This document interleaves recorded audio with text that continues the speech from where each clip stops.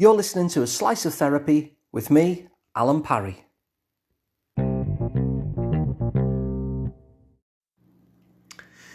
So have you noticed how life seems to come with problems? Whatever you do, there seems to be a problem attached. Solve that problem and hey presto, here's a different one. Wouldn't it be lovely to just be problem-free? Like, what if you could make it so that your life had no problems whatsoever? Well, in this episode, I'm going to give you 3 reasons why that would be terrible for your well-being. And I'm going to let you know what you're best aiming for instead. So here's the 3 reasons why no problems are a bad idea. First of all, it's unattainable.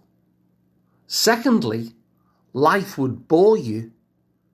And thirdly, life would be no fun. Now, I know that one sounds strange, but bear with me.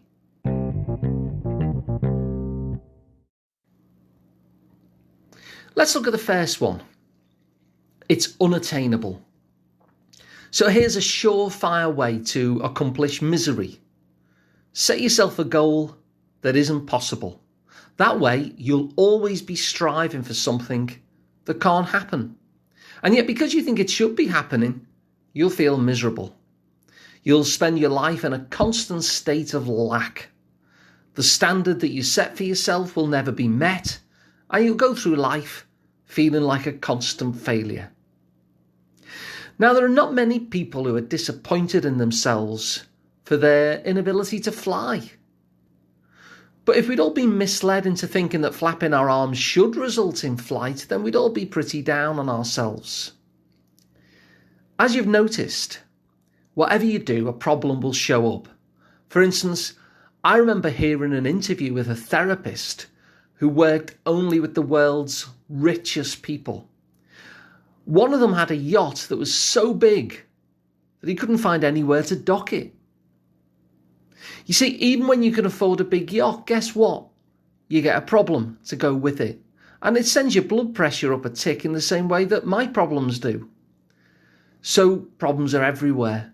And it can seem a right pain in the neck at times, but here's the strange part. Getting rid of problems for good would be even worse. Why? Because you'd be bored. I mean, really, really bored.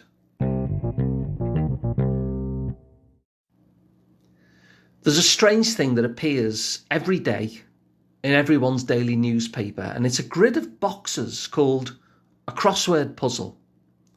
So there you are, happily eating your breakfast cereal, and suddenly they give you a problem. There are these gaps in the grid for words to go in, but they don't tell you what the words are. They don't just show it complete. No, they give you clues. So you have to puzzle out what word is meant to go where. These puzzles are very popular. I know some people who only buy the newspaper because this puzzle is in it. They're literally buying a problem. Why? Well, because it adds interest to the day. Dog owners know this too. There are 2 ways to give a dog a treat. One is to hand it the treat. The other is to lock it within a puzzle. There are toys specially designed for this. Now your dog's having a great old time. You see, problems make life interesting, so much so that we often choose them. Like that person who only buys the paper for the crossword puzzle. Go to any bookstore and you'll see entire sections dedicated to puzzle books. Books just filled with problems, which suggests something else. Problems can be fun.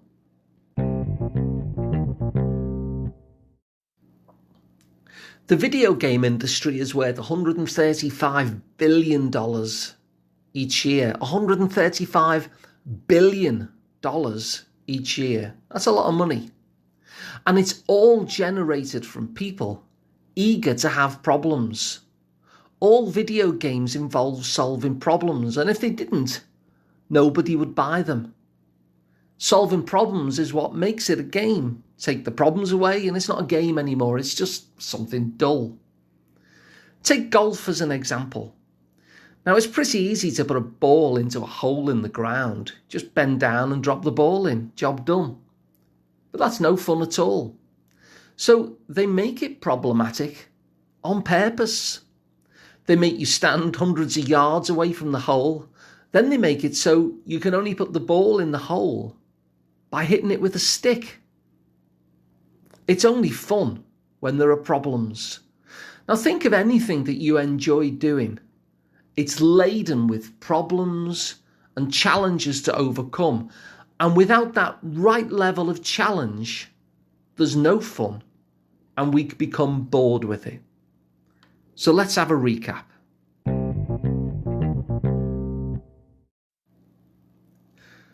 So we've seen that there are 3 good reasons why being problem-free is no good for us. First, it's unattainable. How can we be happy pursuing something that isn't even possible? That sets us up for failure and is a recipe for disgruntlement. Even the billionaire with the luxury yacht had problems. Second, life would be boring. Think of those days when you've been bored. How'd you fix it?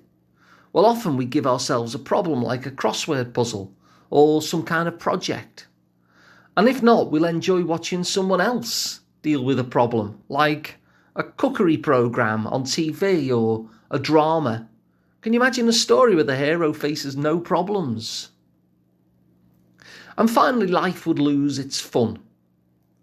The only reason why games are popular is because they have problems artificially added. There doesn't have to be a dragon guarding the gold in your computer game. We don't have to make it so we hit the golf ball with a long awkward stick, but we do, because it's more fun that way. So, let's have a conclusion, because I promised that I'd tell you what we should be aiming for instead. So it's worth noting that when we lack problems, we often choose to invent them, not because we're masochists, but because the right kind of problem is actually fun. And this is the key phrase, the right kind of problem. After all, many problems are a pain. But instead of aiming to eradicate our problems, a better way is to upgrade them. Get better problems, maybe even problems that are fun to deal with. Now think of a movie director seeking an actor for the lead part in a movie. And none of the people who've auditioned can act. What's the director to do? Now this is a lousy problem. Suddenly though, 3 great actors appear and give amazing auditions. But of course there's only one lead part. So which of these incredible actors gets the part? Which one?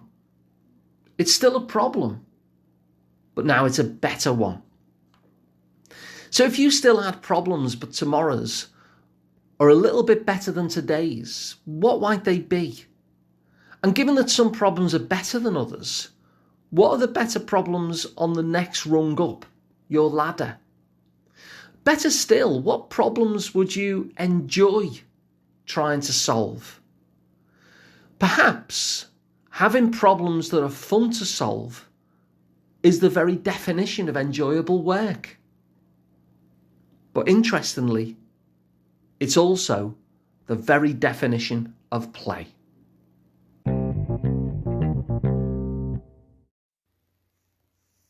If you found this episode useful, please do share it so other people can get the benefits as well. If you'd like to work with me directly, I'm Alun Parry, and you can find more about me at liverpoolpsychotherapy.co.uk. And of course, you don't have to be local to me because I work online, so you can be based absolutely anywhere.